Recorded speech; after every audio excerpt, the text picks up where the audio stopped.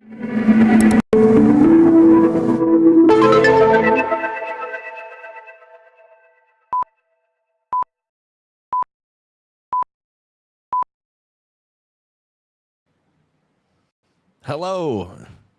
Ryan Tanaka is a musician and core team member at Teia, a teia member at Team, an open source Yeah. Tezos community. Ryan, welcome back to TezTalks. I want to start with a performance from earlier this summer. Okay. So at TezCon this year, you played a grand piano with books, paper, a I phone, did. and other objects inside it. What are you listening for when you put a ping pong ball inside a grand piano? How it'll change the sound, I guess.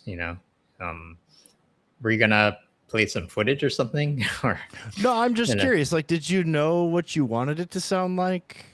Actually, not really, because part of like playing, like I really love to do improv.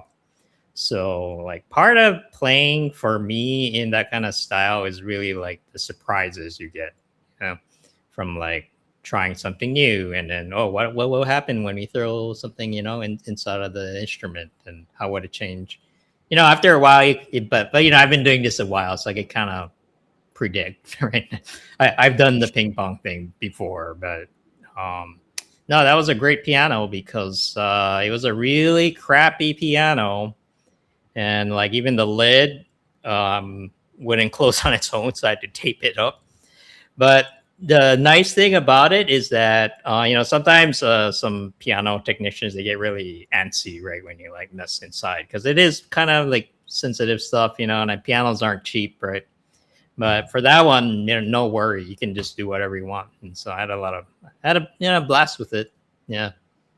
Was it? Was there anything that caught you off guard during the performance, or did you feel like it really was just a successful expression at the moment? It was fine. It's like I like to kind of, I don't know, I tell people that I only play one song, and it's really just me like noodling around on the piano, and they all kind of sound the same. I made hundreds of recordings over the years, but I just have like this general approach to making music, and it kind of sounds, in that ambient kind of minimalistic kind of style, and um that's what I've settled into. I don't do anything else now.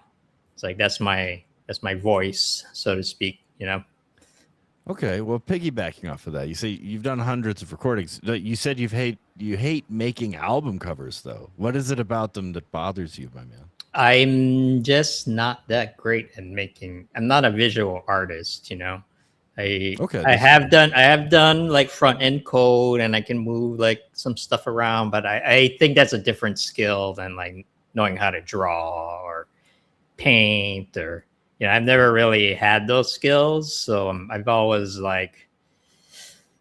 And I'm also I'm a purist in terms of like a musician, because I don't Expand. the What is this purist? I mean, it could come And off wrong. What's a the purist? saying, the TV killed the radio star, that kind of thing. Like Hollywood, the music industry from the radio era became like about the how things sound into like how things look, like Mm. music videos, and that kind of continued on to even today, right, on YouTube. And it's hard to get the people to listen to just music as a pure thing, but part of me, actually, most of me believes in that. So, Well, some part of you said that might be important. You ended up building a waveform generator so yeah, that you on could actually Taya. create it instead of, just a conventional cover, right? Yeah, so if you go on Taya right now, it's been around for like a couple years already, but I coded that myself. Like, Mm-hmm. I had a little bit of help of AI, but it was mostly manual. And I'm just like, I love uploading music on Taya, and I have a lot of music on there even now. And our teia.cafe site is a radio player, right? So it'll show up on there too. So I've been continuously like uploading on there, but I hate making album covers because to me they're separate things, you know. So I made the recording, and then it's like, oh, I gotta make an album cover. So you know, you can make a crappy one, just like, you know, off of stock photos, or you know, or you could find a visual artist to collaborate with, but that's a lot of work, right? So, and it takes time. So, but I just wanted to get it out there. So, yeah, I made that tool basically for myself. But other people are using it too now, right? Because I'm not the only one who struggles with this. A lot of musicians, they're there for the music. They don't really want to think about having to do visuals. But unfortunately, you know, even in Web3, you're kind of forced to create a album cover. Like, yeah, like that's just the norm everywhere. And I'm pretty sure. Yeah, I don't know a single site. They always ask for some kind of visuals, right? Uh, I mean, a big question mark with like an empty thumbnail just doesn't quite sell it, does it?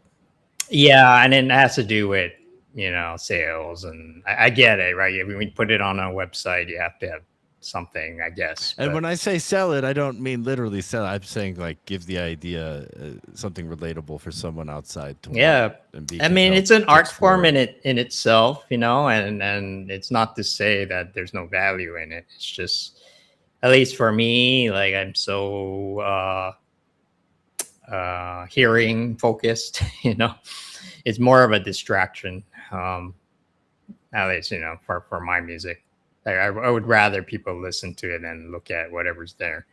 So Now, let's go to Wallet Radio. You've listened to music you've collected on Tezos using that. Once you started using it that way, what did you notice about your own collection? well, at least for, well, it's worth mentioning that I came here to Tezos mostly because of Hen Radio. Mm-hmm. And if you remember, you know, if you're around for that time, like there was a lot of great music being put out by a lot of people.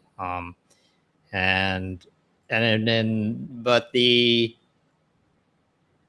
see, like, the thing I remember was like the UI of the site itself was really janky. It was very like you know, stitched together by you know, duct tape. There was no volume adjust button, so you would have It to turn felt it. so real, you know. It felt like Yeah, it was MS Paint quality, you know. I don't know how else to basically. describe it. But see, like that was like, but the music was great, and that's what drew me in. And it wasn't because I was looking at something; it was because what I was listening to kind of really moved me, right, on a pretty significant way. So yeah, you know, so it kind of takes that idea, and then but the framework behind it, the fact that this was an open system, that, you know, you mint on Hikina or Teia now, and it just shows up, right? There's no gatekeeping. There's no yeah, there's no process. It's just like a really open and free system, and people are still making uploading even now, you know, every day, and it's like, yeah, pretty inspiring to see. Did you find yourself seeing anything in there you'd forgotten you owned, or maybe an Oh, artist all that the just slipped your time. Like mind? even now, like I thought I've been like listening to it for so long, like um kind of like almost I thought I heard everything, you know. And but you know, once in a while I just hit up the random button and it was like, whoa, well, I never heard this before. That's kind of neat, you know. There's a lot of I think the big artist for me on Tezos at least was Stereo Hopper. Okay. And yeah, unfortunately he passed away recently due to health issues. But I just really like his music, and it was sort of like a mix between classical and electronic, and it just kind of hit the right spots for me. He's very prolific. really, really nice guy. I just, if you look on my Twitter feed, you'll see just me saying really, really nice things about him all the time. And then he was so grateful. He actually sent me a whole album of his original music, which I still have today. And I'm not sure what to do with it because I don't want to publish it on, you know. But I don't know. But you know, it just shows like the kind of generosity and the camaraderie, right? This community has always had. So yeah, and I just listened to his stuff just a few days ago. Like so great. And on Teia, we're coming out very soon with a curation feature.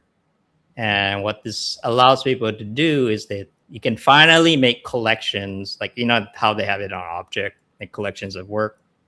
But Joe designed it in a way where if there's audio files inside of it, you can just hit a button and turn it into a radio.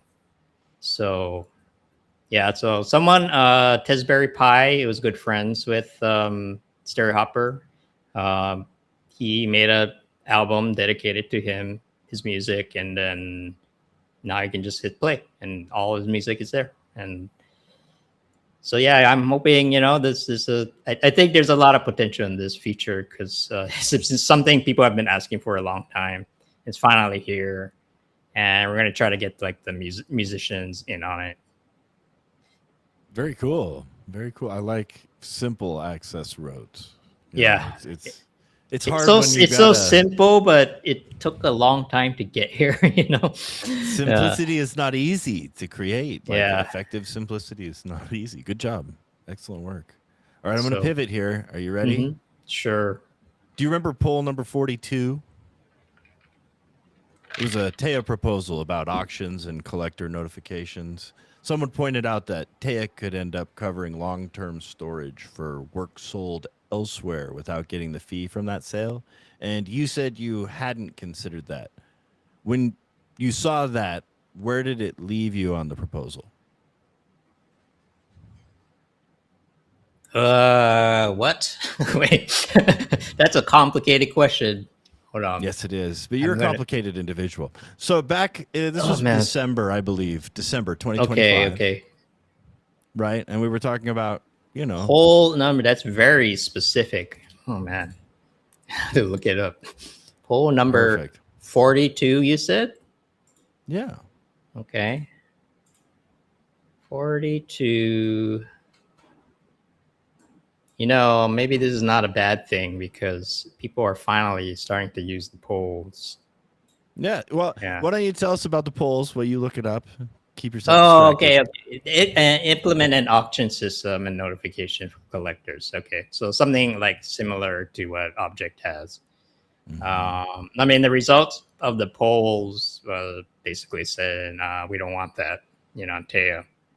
So, uh, yeah, and I wasn't sure, you know, but the polls are really good for like measuring like what the community wants, you know. So Yeah, to be fair, though, sometimes the community can be wrong about what they need versus what they want. Unfortunately, this is where that taste comes in. This is where the Joe Simons of the yeah, world separate themselves.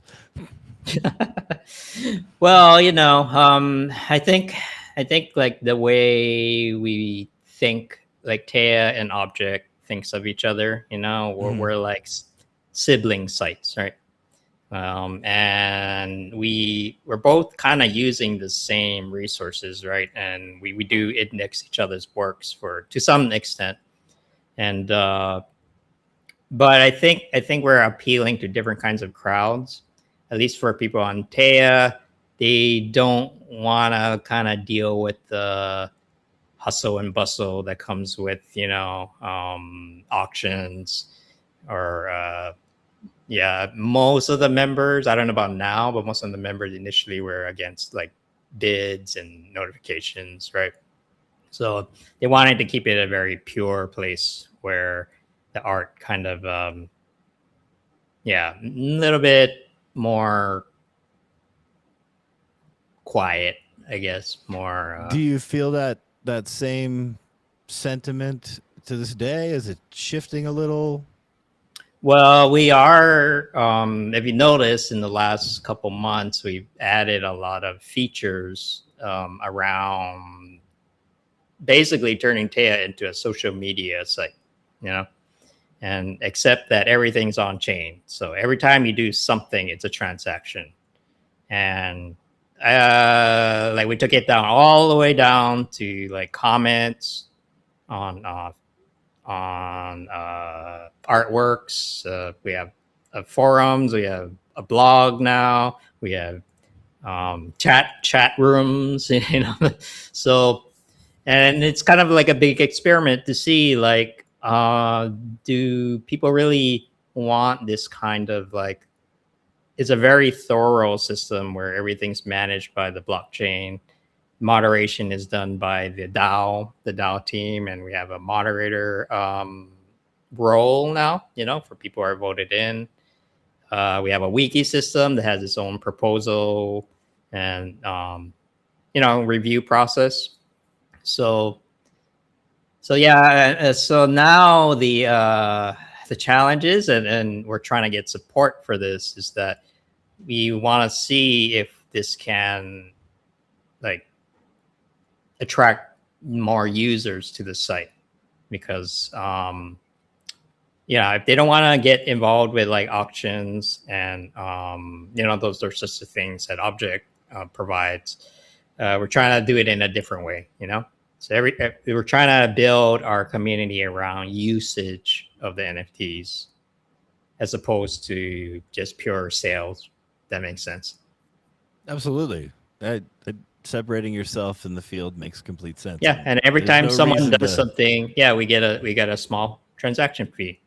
So the more we can get people using the artworks, like comment, just talking about it, making curations, making collections. Yeah, the better off, I think. Yeah, the whole and all the fees goes into the treasury, and then the treasury is managed by the DAO, and the DAO can use that money to like, you know, pay people to do stuff, put on events, which we already been doing, right? So that's the idea, you know. That's like kind of the we're trying to grow our ecosystem just in different ways, you know. Makes So sense. I mean, you guys should embrace what you guys live for, and it makes a lot of sense that you would go that direction. And yeah, so, all of these are like brand new, by the way. It's only, right, as yeah, how's in the the in the last month. adoption going? Are people using it? Yeah, some people are using it here and there, but you know, we're trying to keep expectations realistic, because we look at the How polling Tezos? system. Yeah, I mean, we try. I mean, You guys are we're doing we're great. This like you said. we're transparent. We're upfront about everything, you know, and I don't want to mislead people, even if it, you know, I don't want to like we're just starting out. How about that? But the potential is huge, right? It's awesome. And Because people are we're using it though. yeah, people are using it, and but if you look at the polling system, right, that was sitting Hmm. around for like about a year before people started using it, you know. Well, it And just takes one good use case and people understand that it's there. I think marketing might be an issue, maybe a little. it's a marketing thing. It's also, but it's also like a because of the system is so new and different, it just takes some time for people to get used to, you know. Like the same with the polls. It's like, oh yeah, so if you have a teia token, you can create a poll and use it for your projects. And that was true for since the beginning. Actually, that system was there since the beginning of teia, in fact. But it only came, you know, I had to reach that point where like, oh, I can use it for this, you know, like. So we have a lot of features like that that are kind of all over the place on the site right now. And you know, what we're hoping is that one day people will find like a really great use case for it, and then yeah, because everything's connected together, right? And that's kind of the strength of our community, because we're intricately tied to everything's tied together in an intricate way that really you can't find anywhere else, I would say. Now, Ryan, you once described Tea's password manager as this giant list. How did it get that big? Did I say that? I did say that. Just all the people involved, like it's just, yeah, the core members get access to a password list to keep all the, like social media sites. We do have to go back into like Web2 services occasionally for some things, but even the password system is decentralized, right? And Well, just, in case people don't have an idea, what kind of things pile up once you get a bunch of people maintaining things over a period of time? well, it's just lot things tend to get fragmented, and there's like you said, there's a huge list of passwords, and just like comprehending all of that, for one person is just asking for a lot, right? So the last year we've been trying to consolidate a lot of the like there's like documentation on things everywhere. Some of it on Notion, some of it like Twitter threads. Someone posted it on Tumblr like 2 years ago somewhere. I don't know. So what we've been trying to do is a lot of the recent features we're trying to bring back into have everything consolidated into the site itself, and that's what the wiki is for, really. We're getting better at like kind of make a unified, seamless experience. If you go on the site, if you go to the DAO tabs, we now have statistics, so you can see like yeah, how the site has been doing as a whole. We also have an activity feed, so like people know what other people have been doing. There's also, if you dig deep enough, if you check your profile, there is also an activity feed for artists as well. So they were asking this for a long time, like, and I wish we could have done it sooner, but it was done, in the last couple of months. And so yeah, I think we have a pretty good foundation to like start building things upon. I've always believed like this was it, like this is where NFTs are gonna thrive like long term. Well, Ryan, you're kind of deep in it, and you're kind of cleaning up the back end of this, the infrastructure, organizing how things are handled. What were you really careful not to lose? Uh, I think the biggest thing was I have to make sure we've been pushing a lot of changes, right? And there was a lot of concern by the team that we were moving too fast, right? Like move fast and break things, right? They don't want things to break, okay? and so I had to spend some time. Yeah, I made a few polls on a certain few features, like when we pushed the blog, for example, the MIDI thing, the the copyright thing. I did have to ask around and make sure everyone was okay with it. And first few times I did it formally, but I think after a while they trusted me, with that process. And so yeah, I didn't want to lose the trust in the community, because yeah, even once and it's over, it's like can't do this anymore. They're gonna stop me, right? That's how it's designed. Like so yeah, like that's really it. And yeah, so I'm hoping we can continue to kind of like keep on building, because I do think like we made a lot of progress in the last couple of months, and hoping keep that momentum going. TezCon this year, you ended up showing the Teia art platform to people who had basically zero Tezos context. When you show Teia to someone without any context, what do they ask that longtime people never ask? Long time people? Oh, you mean like Like you and me, we would oh just go yeah. right over our head, things that we just take Well, for granted. I usually mean, we it's forget. yeah, usually it's like what's going on, you know, especially if they have they have no you know, if they're especially if they're not crypto people, even the idea of a wallet is foreign to them, right?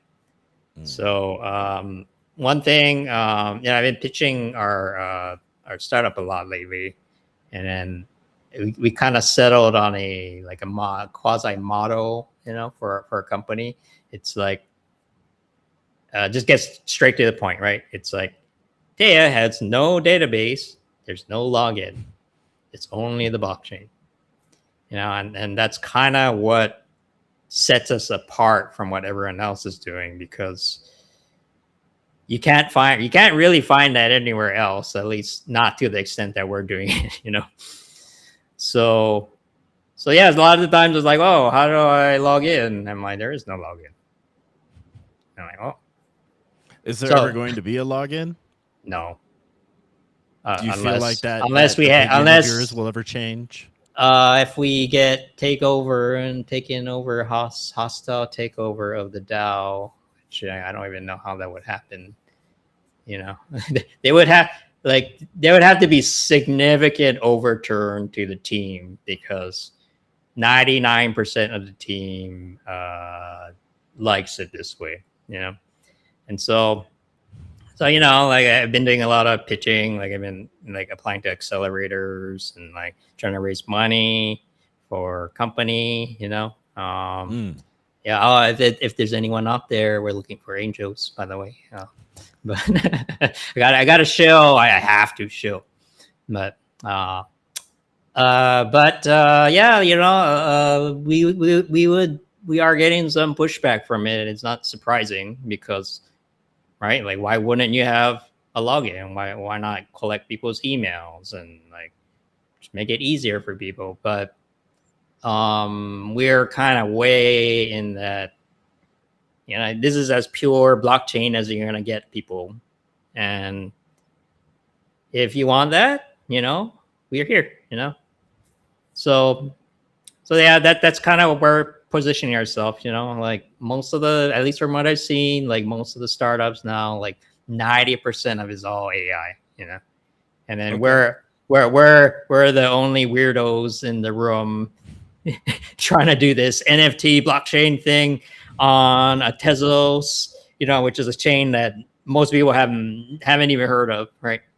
So, but that's it, you know, that's who we are, and I think like, you know, if you want something to go to small to big, that's a real opportunity. You know, you make money from something going from small to big, and but yeah, it's like actually kind of very comforting to see. Like I check the activity feed on Taya every day now. Now that that's a thing, you know. Before it was just like, what's going on? You know, it was kind of unclear. But now I see every day there's transactions every day. I'm looking at it right now. There was someone sold an NFT to someone else, a real person, 5 minutes ago. You know, and and so what was the question again? It kind of went on a It was yeah. just, you know, we were talking about zero context, showing it to Oh people. yeah, exactly. No, but I've always said this. You know, I've been saying this for a while.